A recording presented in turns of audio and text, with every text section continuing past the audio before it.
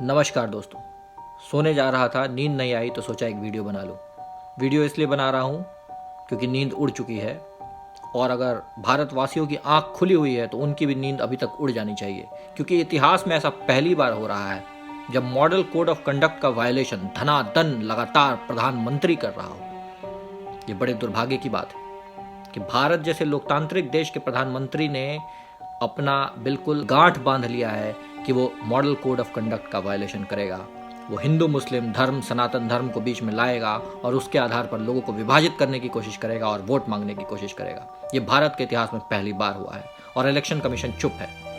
इसको देखते हुए हमारे जैसे युवाओं का विश्वास इलेक्शन कमीशन के ऊपर से उठता जा रहा है।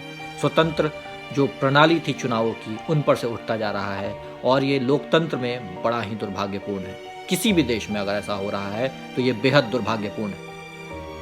इसीलिए आपकी नींद उड़ जानी चाहिए कि क्या भारत में अब चुनाव स्वायत्ततापूर्ण तरीके से हो रहे हैं। भारत में क्या चुनाव आयोग स्वायत्त है?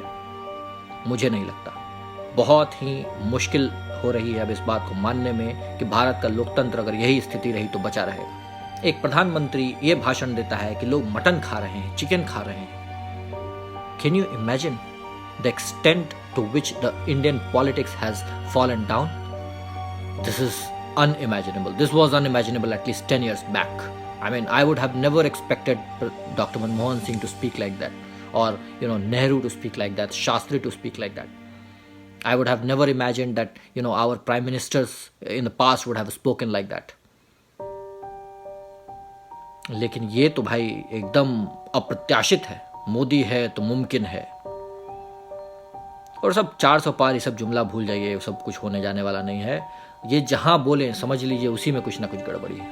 तो इसलिए भक्तों से मेरी अपील है कि उनको लाएं जो रोजगार के बारे में बात करते हो, जो आमदनी के बारे में बात करते हो, जो आपकी आमदनी के बारे में बात करते हो, जो देश की अर्थव्यवस्था को सुधारने के बारे में बात करते हो, जो भ्रष्टाचार को हटाने के बारे में बातें करते हो। उनको लाएं जो महिला सशक्तिकरण के बारे में बातें करते हो, जो असमानता को खत्म करने की बातें करते हो, जो समाज में सभी वर्गों के बराबर भागीदारी की बात करते हो, जो शिक्षा की बात करते हो, जो स्वास्थ्य की बात करते हो, उनको लेकर आए।